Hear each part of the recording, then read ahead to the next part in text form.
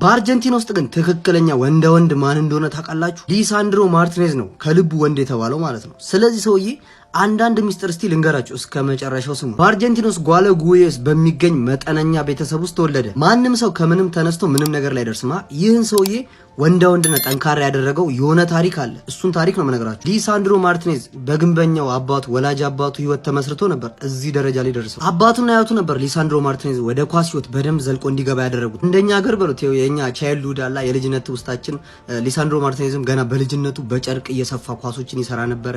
ቤት ውስጥ ዛፎችን እየቆራረጠ እንጨቶችን እየተከለ ጎል እየሰራ ይጮት ነበር። አያቱና አባቱ ግን ሁሌ ያምኑበት ነበር ማርቲኔዝ ትልቅ ደረጃ እንደሚደርስ። የማርቲኔዝ እናት ሲልቪና በፎቶ ላይ ያለችው ስትናገር እንግዲህ የቤታችን ምሰሶ ነበር ማርቲኔዝ ትላለች። ማርቲኔዝም እንደዚህ ይላል፣ እናቴ ሳሰስት ፍቅሯን እየሰጠች እየደገፈችኝ እዚህ አድርሳኛለች፣ ክብር ለሷ ይሁን። የማርቲኔዝ አባት ራውል ማርቲኔዝ በፎቶ ላይ ያለው ትልቅ የገንዘብ ችግር ስለነበረበት ቤተሰቡን ለማስተዳደር ማርቲኔዝም ለማሳደግ የቀን ስራዎችን ይሰራ ነበር። የማርቲኔዝ አመልም የተቀየረው እዚህ ጋር ነው ይባላል። እንግዲህ ኃይለኛና ቆራጥ ልጅ ነው ማርቲኔዝ። የ13 ዓመት ልጅ እያለ እንግዲህ ራውል ማርቲኔዝ አባቱ ወደ ግንባታ ስራ ይዞት ሄድ ነበር። አባቱ ስራ ሊሰራ ሲሄድ ማርቲኔዝን ይዞት ሄድ ነበር። በአባቱ አሰሪ ምክንያት ነበር ከሱ ጋር ተቃራኒ ሊሆኑ የሚሞክሩ ሰዎችን እንዳለ መጥላት የጀመረው። ቀደም እንዳልኳችሁ ማለት ነው የሰው ልጅ የሆነ ማንነት አለው። የዋም ቢሆንባችሁ ከኋላ የሆነ ታሪክ አለው። ማርቲኔዝም አባቱን ሲጨቁነው የነበረው ወይም በዛ ሰዓት አባቱ ተቀጥሮ የሚሰራበት የግንባታ ስራ ውስጥ ሲያስተዳድር ወይም ሲያሰራ ስራውን የነበረው ባሉካው የማርቲኔዝ አባት ላይ የሚያራምደውን ነገር አይተው ነበር ማርቲኔዝ ለሰው ያለው አመለካከት በትንሹም የተቀየረውና አግሬሲቭ ሆኖ የቀረው። ራውልም ማርቲኔዝም ብዙ ጊዜ ይሄንን ባህሪውን እንዲያስተካክል ጠይቆት ነበር። በኳስ ህይወቱ ላይም ችግር እንደሚያመጣበት ሊያሳምነው ሞክሮ ይህ የኔ ማንነት ነው ማንም ቢላይ ምንም አይመስለኝም እኔ የስኬትን ጫፍ አያለው በዚህ ማንነቴ ብሎ አባቱ በሱ ላይ 100% እንዲተማመንበት ያደረገው ግን አድርጎታል እኮ የስኬት ደረጃ ላይ ደርሷል። ገና በ4 ዓመቱ የጀመረው የኳስ ፍቅሩ እንግዲህ ወደ ኡርኪዛና ወደ ሊባርታድ የተባሉት ክለቦች ውስጥ ገና በህፃንነቱ መጮህ ችሎ ነበር። ሊሳንድሮ ማርቲኔዝ ከሚያፈቅራትና እጅግ ከሚወዳት ሙሪ ሎፔዝ ጋር የመጀመሪያ ልጁ ሞለር ችሏል። ትዳር ላይ ባይሆንም ሳይጋቡ ነበር ልጅ ሞለር የቻሉት። ገና እርጉዝ እያለች ነበር እንደዚህ አይነት ፎቶ ኢንስታግራም ላይ ፖስት ማድረግ የጀመረው። ገና በ13 ዓመቱ በተቀረጸበት ነገር ነው አእምሮ ላይ በተቀመጠው ነገር ነው እንደዚህ ኃይለኛና አግሬሲቭ ሊሆን የቻለው። አርጀንቲኖች ለሁለተኛ ጊዜ ዓለም ዋንጫ የሚደግሙ ይመስሏቸዋል። እየዛቱ ነው ያሉት ማለት ነው። ይህ የብስራት ኤምኤክስ ቤት ነው። እንደዚህ አይነት ታዋቂ ሰዎችም ቪዲዮ እንዲሰራላችሁ የምትፈልጉት ካላችሁ ኮሜንት ላይ ጻፋችሁ ይሄን አካውንት ፎሎ አድርጉ። ሌላ እንደዚህ አይነት ቪዲዮዎች የሚመጡላችሁ ቪዲዮ ላይክ እያደረጋችሁ ይመቻችሁ። ለብር ብላ ጥላው የሄደችው የአሽራፍ ሀኪሚ የቀድሞ ሚስት ተመልሳ መምጣቷ እየተነገረ ይገኛል። የአሽራፍ ሀኪሚ የቀድሞ ሚስት የነበረችው ሂባ አቡክ አሽረፍ ከዚህ በፊት ንብረቱን ለመካፈል ብላ ፍቺ ጠይቃው እሱ ግን ቀድሞ ስለነቃባት ሙሉ ንብረቱን በእናቱ ስም አስቀድሞ ማድረጉም ፍቺ ሲፈጽሙ በአካውንቱ የተገኘ 100 ፓውንድ ለሁለት ተካፍላ 50 ፓውንድ ወይንም በኢትዮጵያ 10500 ብር አካባቢ ብቻ ነበር ያገኘችው። ታዲያ አሁን ላይ ከፒኤስጂ ጋር የውል ማራዘሚያ ለማድረግ መስማማቱን ተከትሎ በአዲሱ ኮንትራቱ ደሞዝ ወደ 18 ሚሊዮን ፓውንድ ከፍ ያለለት አሽራፍ ሀኪሚ ሚስቱ በድጋሚ አብራው ለመሆን እየለመነችው እንደምትገኝ ዘግቧል። ስለዚህ ጉዳይ ያላችሁን ሀሳብ ኮመንት ላይ ጻፉልን። ፔፔሬና ግን ቆይ እንዴት ነው ይህንን ኳስ ሊመልሰው የቻለው? ካርሎስ የመታው ኳስ እኮ ሚሳኤል እንደመለሰው ነው የሚቆጥረው። የምር ያውም በአንድ እጅ። ካርሎስ በጣም ሹተር ነው ሲባል ያየውም አይቶታል፣ የሰማውም የሆነ ነገር ሰምቷል። ስለዚህ ተጫዋችና መስማት ማየቱ ምናምን ተውትና ይሄ ኳስ በጣም ፓወርፉል እኮ ነው። አካሄዱ ራሱ በጣም የሚያስፈራ ኳስ ነውና ያንን ኳስ በአንድ እጁ መልሶታል። ከዛ በኋላ ራሱ ጉዳት ሳያስተናግድ መቀጠሉ በጣም የሚገርም ነው። ካርሎስ ደግሞ ተናዷል ኳሱ በመመለሱ። ግን ሬና በቃ ደህና ነው። ይመቸው። ቪክተር ዮኬሬሽ በቡድን አጋሮቹ በከፍተኛ ሁኔታ ተበሳጭቶ ነበር። ከፓላሱ ጨዋታ አስቀድሞ ዴክላን ራይስ ዙባሜንዲ መሃል ባልገባ በሚጮቱበት ጊዜ ሎጭ እየሰሯል። ቪክተር ዮኬሬሽ ኳሱን እኔ ባበላሽም መሃል መግባት የለብኝም ዙባሜንዲ ሎጭ ስለሰራ መድገም አለበት እያለ በከፍተኛ ሁኔታ ነበር እየተከራከራቸው። የቡድን አጋሮቹ አንተ ለመግባት ያሉበት ካሉት በኋላ እየተበሳጨም ቢሆን መሃል ሲገባ ተስተውሏል።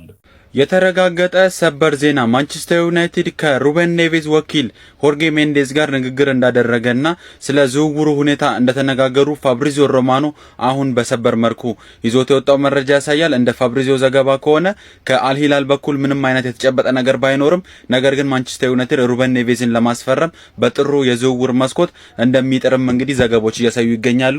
እስቲ እናንተ ስለ ሩበን ኔቬዝ ምን ሐሳብ አላችሁ? ኮሜንት ሴክሽን ላይ አስቀምጡልኝ። ኮፒ ሊንክ ሼር ያደርጋችሁ ደግሞ ለማንቸስተር ዩናይትድ ደጋፊዎች ኮቢ ሜኖ በማንቸስተር ዩናይትድ ይቆያል ወይስ አይቆይም? እንዲሁም ማንቸስተር ዩናይትድ በጥሩ የዝውውር መስኮት ተጫዋች ያስፈርማሉ ወይስ አያስፈርሙ? ሩበን አሞሪም ተጠይቀው የሰጡትን ምላሽ ባጭሩ ልንገራችሁ። ስለ ኮቢ ሜኖ የወደፊት ቆይታ የተጠየቁት ሩበን አሞሪም ኮቢ እድሉን መጠበቅ አለበት፣ በእግር ኳስ በሁለት ቀናት ውስጥ ብዙ ነገሮች ሊፈጠሩ ይችላሉ፣ የሚሆነንን ተጫዋች እስካላገኘን ድረስ እሱን ለመልቀቅ እንቸገራለን ሲሉ አስተያየታቸውን ሰጥተዋል። እንዲሁም ማንቸስተር ዩናይትድ በጥሩ የዝውውር መስኮት ተጫዋች ያስፈርም እንደሆነ ሲጠየቁ ለዩናይትድ የወደፊት እቅድ አካል የሆነ ተጫዋች ብቻ እናስፈርማለን፣ ለጊዜው ብለን የምናስፈርመው ተጫዋች አይኖርም፣ እናም በጥሩ የዝውውር መስኮት ተጫዋቾችን ለማስፈረም እንሞክራለን ሲሉ ተናግረዋል።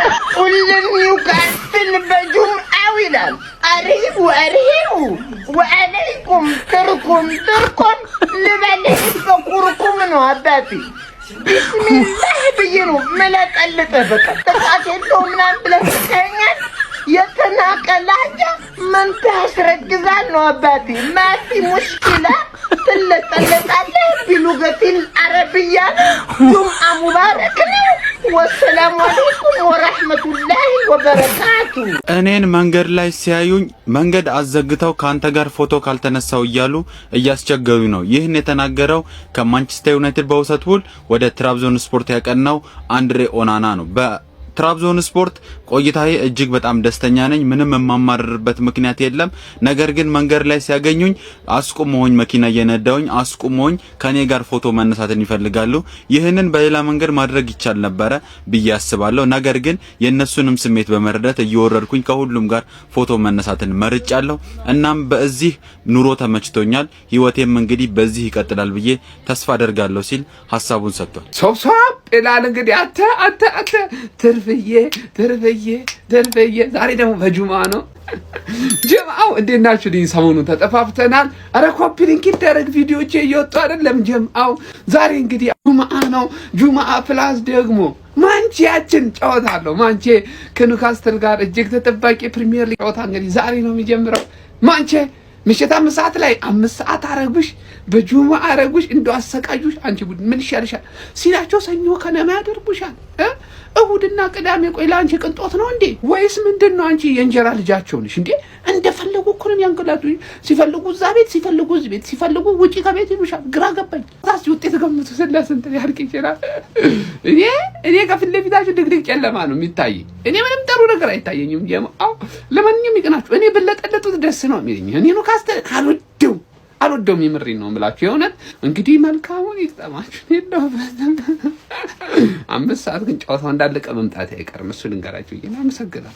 ተናው ወገን ዛሬ ኒውካስልን ሜዳችን ላይ እንጠራለን። ውጤቱ ምንም ቢሆን አንበሳጭም። ለምን እንደሆነ ታውቃላችሁ?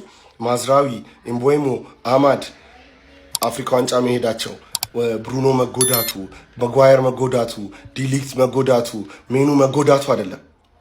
ዶርጉ የኛ ተጫዋች፣ ኡጋርቴ የኛ ተጫዋች። ስለዚህ አንናደድም። ይኸውላችሁ ዋጥ አድርገን ነው ብዙም ውጤት አንመሰጥም። ያራዳ ልጆች ምናሸንፍ ይመስለኛል። ዩናይትድ እንደዚህ አይነት ሰዓቶች የሚገግመው ሙድ አለ።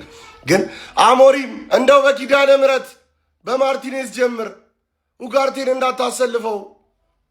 ዛሬ ዩናይትድ ይጫወታል። ግን ዛሬ ዩናይትድ ለማለት ራሱ በጣም ይከብዳል። ግማሽ ቲሙ የለም እንደምንም ማለት ነው 11 ይሞላሉ። ከዛ አሞሪም ቤንች ከፈለገ ከደጋፊ እየጠራ በቀየሩ ዛሬ የማይቀር ነው እና ዛሬ ምንም እንዳጠብቁ በቃ ሽንፈት የተጠበቀ ነገር ነው። ከሽንፈት ውጪ የመጣ ውጤት ማለት ነው በቃ ተአምረኛ ውጤት ነው። አቻና ማሸነፍ ከተፈጠረ ማለት አቻና ማሸነፍ ከተፈጠረ አንድ አይነት ነገር ናቸው፣ ተአምር ይሆናል ማለት ነው። ግን ዛሬ ከተሸነፋችሁ ምንም ነው ተጠባቂ ነገር፣ ምንም አዲስ ነገር አይደለም። ብሩኖም የለም በዛ ላይ ባትጫወቱ ቢተላለፍ ምናምን ዛሬ ፒስ ነው በቃ እንደ ሐሳብ ቢተላለፍላችሁ። ግን ቲያትር ኦፍ ድሪምስ ምን ያሳየናል የሚለውን ደግሞ ምሽት 5 ሰዓት ምን ይሆናል። ግን ዩናይትድ ዛሬ እኔ እሱ ይከተላችሁ እንጂ ምንም ይፈጠራል ብዬ አላስብም። እውነት ለመናገር ምንም ይፈጠራል ብዬ አላስብም ከኒውካስትል ጋር።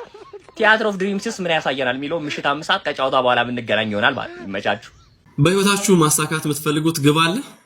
በቃ ተነሱ፣ እውነት ስሩ፣ ታገሉ፣ ተስፋ አትቁረጡ። የእናንተ ቀን ይመጣል።